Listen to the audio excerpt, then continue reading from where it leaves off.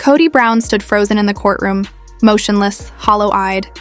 The confidence that once filled every room he walked into had vanished. His trademark bravado was gone, replaced by a heavy stillness. The judge's voice broke through the air, calm but absolute. "The property is no longer yours, Mr. Brown." And just like that, everything changed. Robyn clutched his arm, sobbing uncontrollably as live cameras outside captured every trembling second. But no one yet knew who had set the chain of destruction into motion.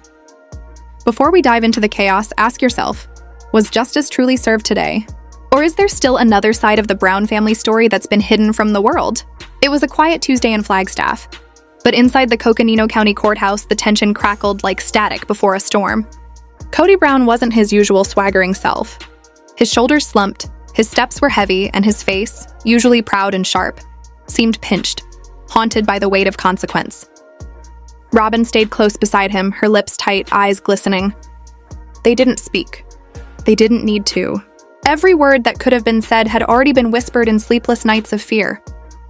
Outside, the reporters swarmed like bees to honey. "Kody, do you deny the fraud allegations? Robyn, did you know about the secret account?" But neither of them responded. No nods, no glances, only silence. And sometimes silence screams louder than any denial. Inside, the atmosphere was electric. Every gaze locked on the Browns as they entered. Mary and Janelle sat together, statuesque, unflinching. No smiles, no recognition. This wasn't a family reunion. It was a war. And in this courtroom, they weren't sister wives. They were plaintiffs and defendants. Kody scanned the room and no Christine, but her absence was a presence in itself. She was there in the paperwork, the witness statements, and in the quiet power of the truth she'd left behind. The judge entered, an elderly man with silver hair and tired eyes, the kind that had seen too many families crumble. Yet this case was different. This was a family known across America. He adjusted his glasses, cleared his throat, and began. Case number 1429, Brown versus Brown. We are here to address allegations of financial impropriety, fraudulent diversion of common funds, and illegal occupation of marital property. Kody tensed. Robyn's hand gripped tighter. This court will determine rightful ownership of the Red Rock Lane residence, and whether an eviction is justified based on evidence presented. That one word, eviction, echoed across the room like a gavel striking bone. Years of secrets, favoritism, and betrayal condensed into a single syllable. Janelle's attorney rose first, a sharp woman in her 40s with an unflinching voice. "Your Honor, my clients, Janelle Brown and Mary Brown, are not here for vengeance. They seek clarity and justice. This is about fairness and accountability for where their money went." She turned toward Kody, her tone cutting but composed. "Mr. Brown spent communal family earnings, funds from TLC contracts and brand endorsements, to purchase a home in Robyn Brown's name alone. No disclosure. No consent. While my clients lived in rented houses, he funneled money into a property only one wife could claim. That is not plural unity. That is deception." A murmur rippled through the courtroom. The judge raised his hand and silence returned. Then Kody's lawyer stood, a smooth-talking man with a smile that didn't reach his eyes. "Your Honor, the Browns operated on an informal financial system. My client, as the family head, made decisions in what he believed were the best interests of all. There was no ill intent, merely miscommunication." Mary blinked slowly. She had heard this before and for decades. Robyn avoided eye contact, her jaw trembling. But the judge wasn't swayed by sentiment. "Proceed with evidence," he ordered. And so began the unveiling of truth. A forensic accountant took the stand. Neat bun, black-rimmed glasses, calm precision. She opened a folder thick with paper and consequence. "I reviewed the Browns' shared and personal accounts for the past 6 years, she said, flipping to a chart. "Here is a record of funds transferred from the family's communal account, primarily sourced from TLC earnings, into an account solely in Robyn Brown's name." Her pointer tapped the screen. "Over $82,000 moved within 6 months. None of it for mortgage payments or household needs. Instead, funds went towards private education, luxury shopping, and cosmetic treatments." Gasps filled the room. Kody shifted, restless. His foot began tapping. "Additionally," she continued, "there was a withdrawal of $49,000 in cash. No receipts, no tax record. The account was closed 11 days later." Robyn's tears fell silently. The numbers weren't just figures, they were trust, history, and love, drained away. Janelle then took the stand, steady, resolute. For years, I managed our family finances, groceries, school costs, emergency funds. I always knew when we were tight on money. Then one day, everything changed. Passwords were changed. Account access disappeared. My debit card was declined at the store. That's when I knew. She inhaled deeply. When I asked Kody, he told me not to worry, that everything was under control. But that control wasn't for all of us, it was for one. Her eyes moved to Robyn. I wasn't a wife anymore. I was invisible. A hush settled. Even the judge adjusted his posture. Because when love turns to silence, and silence turns into missing dollars, the wound cuts through both heart and wallet. Then came the shocker, a video deposition from Kody Brown. She appeared calm, clear, heartbreakingly composed. My mom, Christine, didn't leave because she hated Dad, she said softly. She left because she couldn't keep pretending everything was equal. While we struggled to buy food and clothes, Dad was taking Robyn's kids to Disneyland. Her eyes lowered. I once asked him for a school trip fee.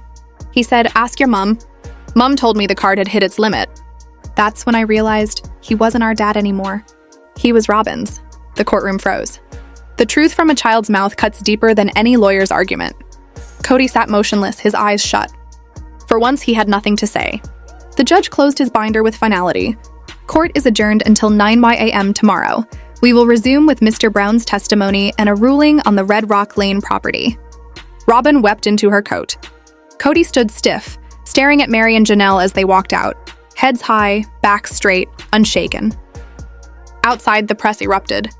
"Robyn, will you lose the house? Kody, is your control over?" No answers.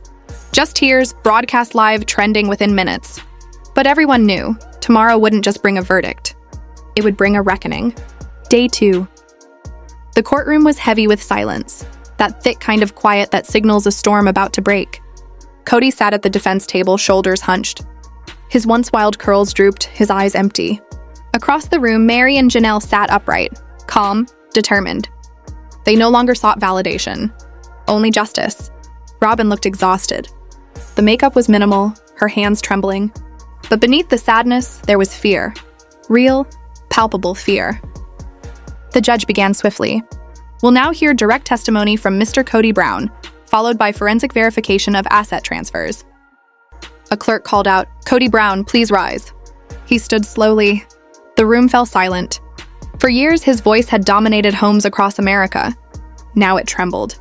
He raised his right hand, swore in, and cleared his throat. "I've always tried to take care of my family," he said softly. "Financially, emotionally, spiritually, every choice I made was out of love." The prosecutor stepped forward. "Mr. Brown, this isn't about your intentions. We're asking why out of 4 households, only 1 was paid off using family money." And with that question, the courtroom leaned forward as one. Because everyone knew, whatever came out of Kody Brown's mouth next could either save what was left of his empire, or bury it forever. Or bury it forever.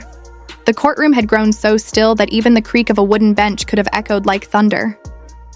Kody paused. "I thought it was the most secure thing to do at the time," he said, his voice wavering slightly. Robyn had younger children. She required security, and Janelle's children didn't. The attorney's eyes narrowed. "Security?" she repeated, her tone slicing through the air. "Or secrecy?" Silence fell again. Kody looked down, his jaw working as though trying to chew through regret. Mary's face twisted faintly. Janelle's lips pressed into a hard white line. The room was quiet, but emotion seethed beneath the surface like molten glass. "Mr. Brown," the prosecutor continued, stepping closer, "do you recognize this document?" She held up a wire transfer authorization form. The paper trembled faintly between her fingers. That's for the down payment," Kody murmured. "Signed," she interrupted, "with Christine Brown's electronic signature. Did she give you permission?" His tone fell to a whisper. "No." "Did she even know you'd used her name?" He said nothing. The silence stretched until the prosecutor snapped, "Answer the question, Mr. Brown." "No," he grumbled. Gasps rippled through the courtroom. In that single word, Kody confessed, not just to forging a signature, but to forging trust itself. The entire atmosphere shifted. Robyn buried her face in her hands, trembling, shoulders shaking as if the air itself weighed upon her. The judge didn't pause. "Continue," he said sharply. The prosecutor's voice sliced forward again. Did you ever tell Mary or Janelle that you'd shut down the family account they had access to? I said it was temporary, Kody replied quickly. From her seat, Janelle cut in, her voice strong. No, you didn't. The judge's gavel cracked once. Miss Brown, please let the process continue. But the dam had already broken. The prosecutor raised another paper. This check, she said, $9,600 for a pool installation. Was it family approved? Kody shook his head. No. And yet, she said coldly, it was withdrawn from a communal business account co-owned by Mary Brown, the same account used for Lizzie's Heritage Inn. Mary froze. Her jaw fell slightly open. That number, she'd never heard it before. Her funds, her business, her trust used for Robyn's backyard. What once looked like leadership now resembled theft in disguise. The judge called for a brief adjournment. The hum of low conversation filled the courtroom. Some eyes glistened. Others glared. Even court officers trained to stay neutral exchanged uneasy looks. Kody didn't move. He rubbed his temples while Robyn whispered beside him, panic etched into every word. Outside, the cameras were already rolling. Social media exploded within minutes. Kody court crisis. Robyn exposed. Sister-wives scandal turns legal. A family property dispute had become a national spectacle. A fraud scandal wrapped in faith and betrayal. When proceedings resumed, the prosecutor called the next witness, an IT security expert. He spoke calmly, adjusting his glasses as the entire courtroom leaned forward. We were able to recover deleted messages, he said, from Mr. Brown's encrypted account. The room stiffened. In several exchanges between Mr. Brown and his accountant, roughly 3 months before the Red Rock purchase, there were messages specifically stating, he paused, reading aloud, "Don't tell Mary or Janelle. This has to look like a shared purchase until it clears." A collective intake of breath swept the room. The lies weren't just whispered, they were written, documented, and intentional. Mary sat motionless, fingers trembling around a pen she never lifted. Her eyes were wide, shattered, but beneath the ruin burned a slow fire. Janelle crossed her arms, her expression stone, her eyes glistening. The chat logs were entered into evidence. But the true blow of the day wasn't digital. It walked through the courtroom doors. Peyton Brown, Christine's son. Even Kody's composure cracked. Peyton took the stand, his shoulders squared but his eyes heavy. "I wasn't supposed to be here," he said quietly. "But after what I've seen, I can't stay silent." He turned to face his father. "Dad was once my hero. I saw him talk about fairness, faith, family. But in the end, he chose comfort over commitment." He reached into his pocket and pulled out a small folded receipt. "This," he said, "is for a $12,000 loan my mom gave him in 2019 to keep the family home going." 2 months later, Robyn's car was upgraded. A murmur rippled across the room. The judge leaned forward. "Is this new evidence?" "Yes, Your Honor," the prosecutor confirmed. "Received this morning." Kody blinked rapidly. That was paid back." Peyton's voice didn't waver. "No, it wasn't. I asked her last night. She still has the messages." The words hit like a hammer. When your own children bring your lies to court, you've already lost more than money. You've lost your legacy. The judge nodded solemnly. Court will reconvene tomorrow morning for closing arguments. As everyone filed out, the air felt thick, almost suffocating. Robyn muttered under her breath, lips moving in silent panic. Mary and Janelle walked side by side, no words exchanged, just quiet strength. Outside, Flagstaff was in chaos. Protesters, reporters, signs waving. Justice for Janelle. Mary deserved better. Polygamy was a lie. It wasn't just a family story anymore. It was a cultural reckoning.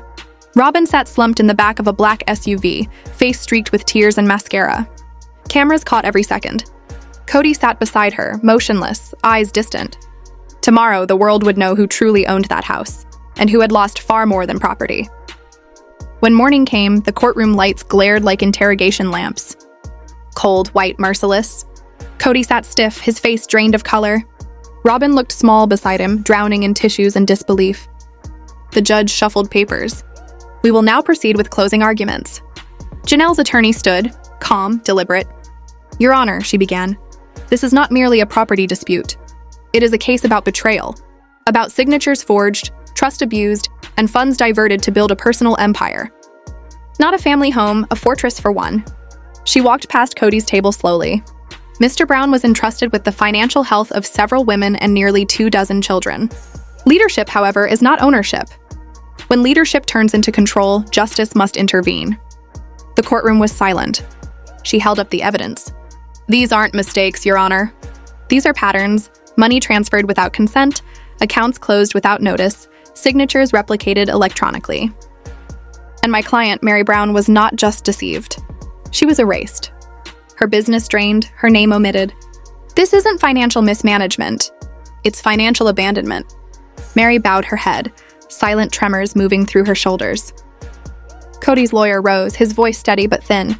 Your Honor, while my client acknowledges emotional missteps, this was an unconventional household. There were no formal contracts, only mutual trust. His intent was not deceit, but protection, particularly for the youngest children. He gestured to Robyn. She was vulnerable. He acted in urgency, not greed. The judge remained expressionless. Then he turned directly to Kody. Mr. Brown, before I deliver judgment, you may speak. Kody hesitated. Slowly he rose. No bravado, no charm, just a man stripped bare. I messed up, he said finally, voice cracking. I thought I was protecting the family, but really, I was protecting what I needed the family to be. He turned towards Mary. I didn't mean to hurt you. To Janelle, you deserved answers. And to the empty seat where Christine might have been, I broke something I thought I could control. He placed a trembling hand over Robyn's. She's not the villain. I made the choices. I believe saving one home might save us all. But sometimes the fantasy of family costs more than the truth ever could. The judge nodded gravely. I have heard enough. He looked down at his papers. This court finds that Mr. Brown did, in fact, misuse communal funds, breaching verbal and fiduciary trust within the plural marriage structure. The Red Rock Lane property will be seized and managed by a trustee for equitable redistribution. Robyn gasped audibly, her entire body shaking. Furthermore, the judge continued, Mr. Brown will repay $78.416.32 into the joint account shared by Ms. Mary Brown, Ms. Janelle Brown, and Ms. Christine Brown. Kody went pale. There will be no criminal charges at this time, the judge concluded, though the plaintiffs may pursue civil penalties. Robyn collapsed into sobs. Mary blinked away tears. Janelle bowed her head, and somewhere within the heavy silence, faint applause stirred. Because sometimes, truth is the only home that endures. Outside, chaos awaited. Reporters swarmed. Cameras flashed. Breaking news, Kody Brown evicted from Red Rock property after shock court ruling.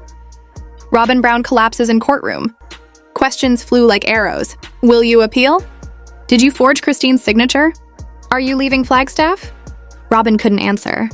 She fell into the SUV, hands over her face, crying into her palms. This isn't fair, she screamed softly. This isn't what we built.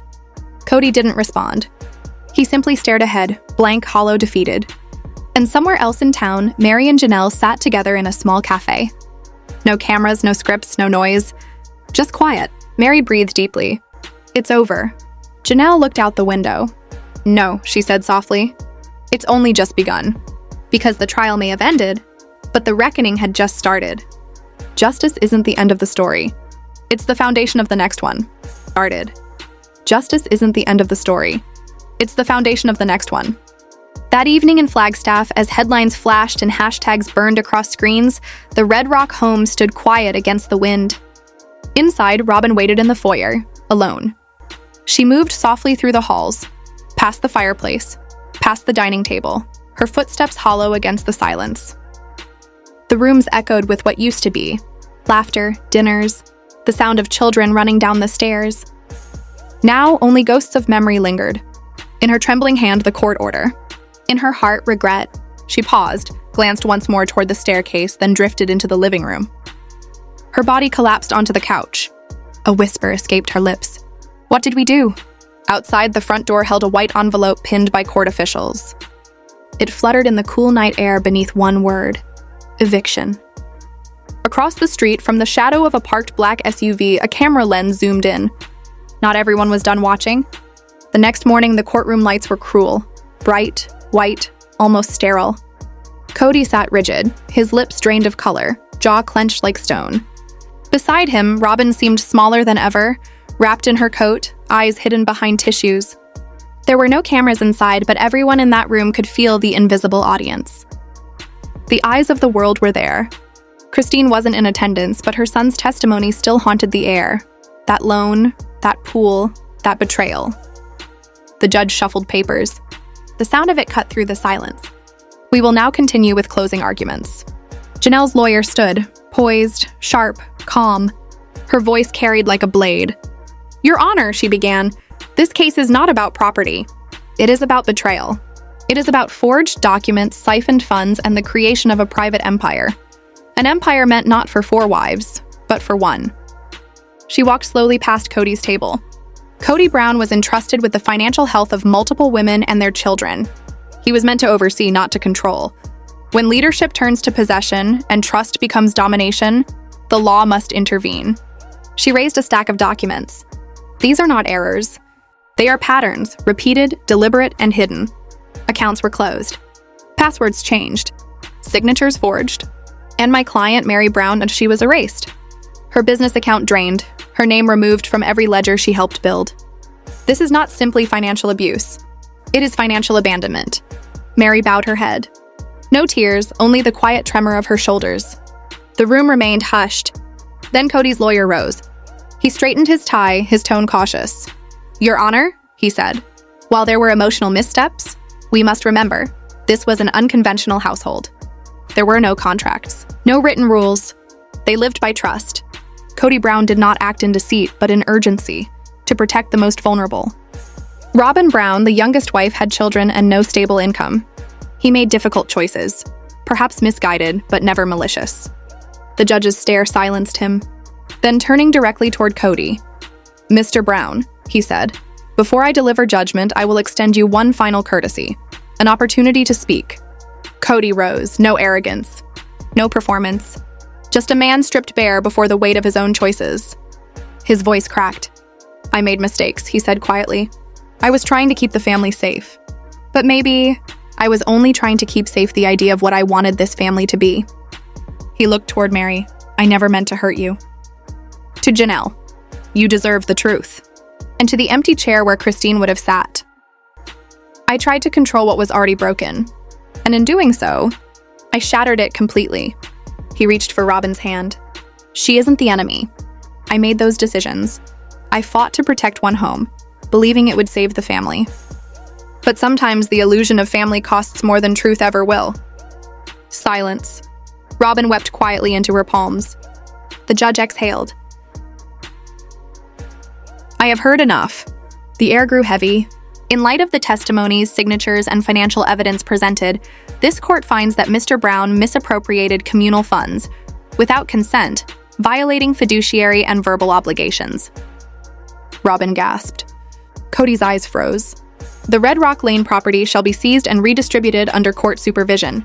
Furthermore, restitution in the amount of $78,416.32 shall be paid to Ms. Mary Brown, Ms. Janelle Brown, and Ms. Christine Brown." The final blow landed. Kody's face turned pale. Robyn broke into uncontrollable sobs. Mary wiped silent tears. Janelle bowed her head. The gavel struck once. A sound of finality. Outside, chaos erupted. Reporters shouted. Cameras flashed. Breaking news. Kody Brown evicted from Flagstaff home. Robyn collapses in court. He pushed through the crowd, blinded by noise. "Kody, will you appeal? Did you forge Christine's signature? Robyn, are you leaving him?" Robyn couldn't answer. Her face streaked with mascara, she stumbled into the SUV, screaming softly into her hands. "This isn't fair. This isn't what we built." Kody stared straight ahead, hollow, wordless. Elsewhere in Flagstaff, Mary and Janelle sat in a quiet cafe. No cameras, no noise, only peace. Mary whispered, "It's over." Janelle replied, "No, it's just beginning." Because justice isn't an ending. It's the first brick of rebuilding what was once destroyed. That evening, as the city buzzed with headlines and hashtags, Robyn stood once again in the empty Red Rock home. The same foyer. The same silence. She walked past the fireplace, past the table, up to the door that would soon close forever. The court order still clutched in her hand, her heart heavy with regret. And once more she whispered, "What did we do?" Outside, the white envelope fluttered beneath the word eviction. Across the street, the black SUV camera still waited. Because not everyone had stopped watching. The next morning, the sky turned a pale, unwelcoming gray. Rain tapped softly against the windows. Kody sat at the dining table, sleepless, Christine's paper in hand, one sheet that weighed more than all his denials combined. Robyn stood over him, eyes distant, her voice low. "I want to know what it is." He stayed silent. "I deserve to know, Kody," he finally spoke. "It's the business account. The one Christine and I opened in 2015. It was for the family. But I changed it. Moved it under my name." Her breath caught.